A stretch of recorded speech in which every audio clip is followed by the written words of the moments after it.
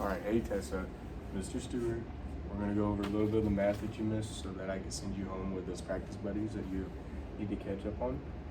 I'm gonna give you very basic and brief stuff that you'll see on the practice buddies and tests that you missed, but you got this. I know you do because your math grades are great. I also want to say thank you for your service for your brother that just graduated the Marines. I do have a best friend that was an Army veteran. He has since left the Army, but he was deployed to Poland and all that stuff. Just letting you know that your brother's gonna have a very fun time being a Marine. Lots of adventure ahead. All right, let's go ahead and get started. I'm just gonna run through the basics of how to multiply with decimals, with two decimals. So let's start with a multiplication of a one decimal number with a whole number. So let's try like 3.4 times 7. So what I want to do first is make this whole numbers. So I move out the decimal, make this 34 times 7. We know that 4 times 7 is 28, carry 2. 7 times 3 is 21. 21 plus 2 is 23. I'm not done there. I have to refer back to my original problem of 3.4 times 7. I noticed that there's one number that's behind the decimal, so I start from the outside, swoop it over one time, giving you the answer of 23.8. So that's multiplying one digit number with a whole number. Next, I'm going to give you an example of how to do this with 2 digits. And it's a very similar process. I'm going to switch my colors to blue. Okay, for this time, I'm going to show you how many numbers are behind a decimal with a different color so you get the idea. Let's do 7.28 times, oh, I thought it switched, but I'll still show you. 7.28 times 3.61. Actually, we'll just do 3.6 because we haven't got that one. All right. So, switch my color to blue, hopefully this time. I have to move my decimals out to get a whole number. So that whole number is going to be 728 times 36 once you move the decimal out. So 6 times 8 is 48, carry the 4. 6 times 2 is 12, 12 plus 4 is 16, carry the 1. 6 times 7 is 42, one more makes 43. And we cross these out because we've already used it. Add our 0, excuse me, add our 0. 3 times 8 is 24, carry the 2. 2 times 3 is 6, 6 plus 2 is 8, and 3 times 7 is 21. Once we have this, we must add. 8 plus 0 is 8, 6 plus 4 is 10, carry that 1. 3 plus 8 is 11, one more makes 12, carry the 1 more time. 4 plus 1 we know is 5, 5 plus 1 is 6, and then 2 plus nothing is 2. We're not done there. We do have to see how many numbers are behind the decimal. So I'm going to rewrite the original problem right here. 7.28 times 3.6. Let's switch my color to red here so I can show you how many numbers are behind a decimal in the first factor. 2. There's 2 numbers behind the decimal here. So this is 2. We're not done. We have to look at the second factor. How many numbers are behind that decimal? Well, we see that there's only 1. 2 plus 1 equals 3. So that means I have to swoop my decimal 3 times. 1, 2, 3. And this gives you an answer of 26.208. All right. If you can master those 2 steps, you will be fine with everything else that we've done in math. Let me give you one last sort of example of what we've been going over as well.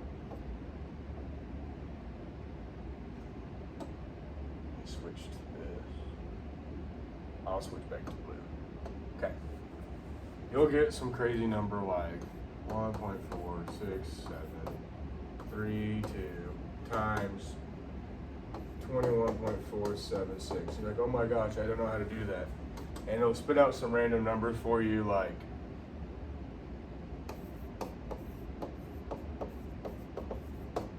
then you just have to determine where the decimal goes. So let's switch back to red. I don't know if this is actually the answer or not, but this is just for the sake of the question and the style of question you have. So let's determine where that decimal goes. We see from here, we have 1, 2, 3, 4, 5 decimals in the original problem on one side of the factor, and on the other side, when we see that there's 3, we know that 5 plus 3 is 8. We have 8 decimal swoops, so we start from the outside and swoop it over 8 times.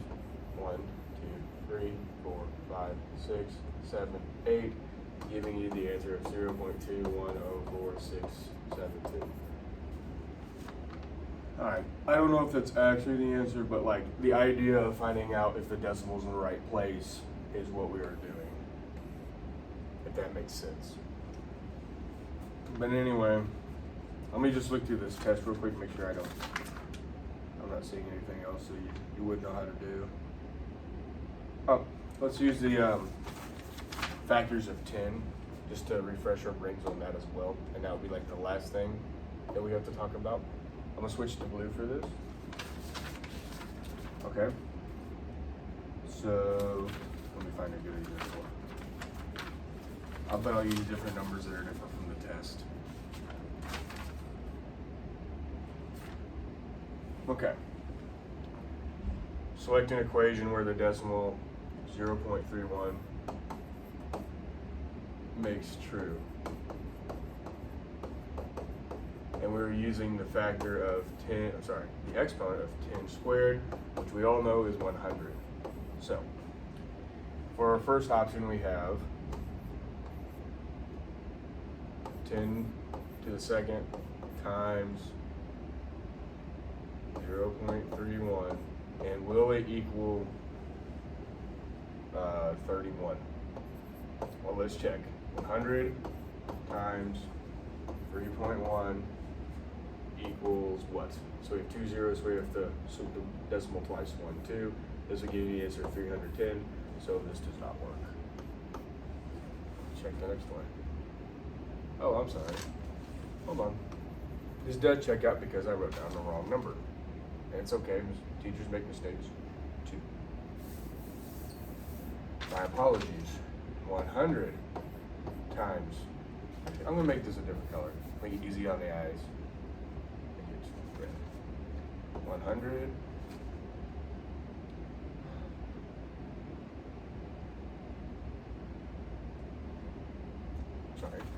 100.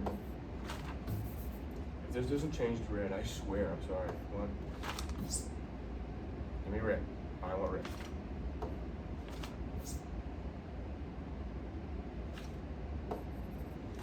Why is this not changing? Why is this board being so difficult this morning? Give me red. That's what I want.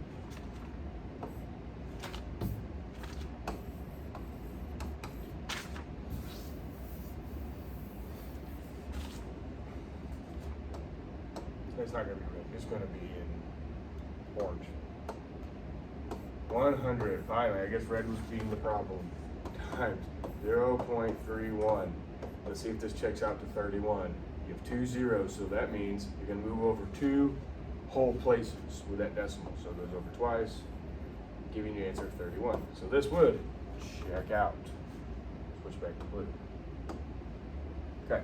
The next one we have to check would be 10 to the second times 0.31. Does it equal 310?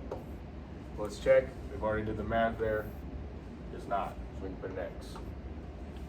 Then we'll check one more. This time it's asking for 10 to the 4 times 0.31. And it says does it equal 31,000? Well, let's check. We know that 10 to the fourth would have to be 10,000. So this is 10,000, which I'll do in a different color. Makes it easy on us.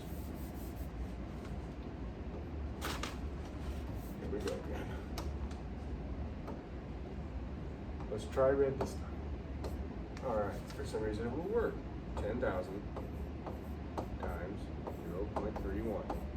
Let's see what it equals. So now we have 1, 2, 3, 4 zeros, so that means we got to swipe it out 4 times because we're moving over 4 whole number places. So 1, 2, 3, 4. Give you the answer of 3, 1, 0, 0. Find out where our 0, our comma goes, which is right after the 3. And we know that 3,100, 3,100 does not equal 31,000. So look, this is how you check. Remember our factors of 10, 10 to the first, and 10 to the second, 100, 10 to the third, 1,000, 10 to the fourth, it's 10,000. You're like, how can you do that in your head, Mr. Stewart? Well, look, it's saying how many zeros are in 1. I'm sorry, in 10. 1. How many zeros would be after the 1? 2. How many zeros would be after the 1? 3. How many zeros would be after the 1? 4. So look, so let's say 10 to the 8th would have 1 and 8 zeros behind it. Anyway, that's about it. Just make sure you move the decimals over to get whole numbers. So remember, make whole numbers. That's the most important step. And the second step, which is equally as important, I would have to say, swoop the decimal. You can remember those two things when multiplying decimals. You will be A-okay. All right. That is the end of this little mini lesson. I will send an email out to one of your parents so that you can watch this video. Thank you.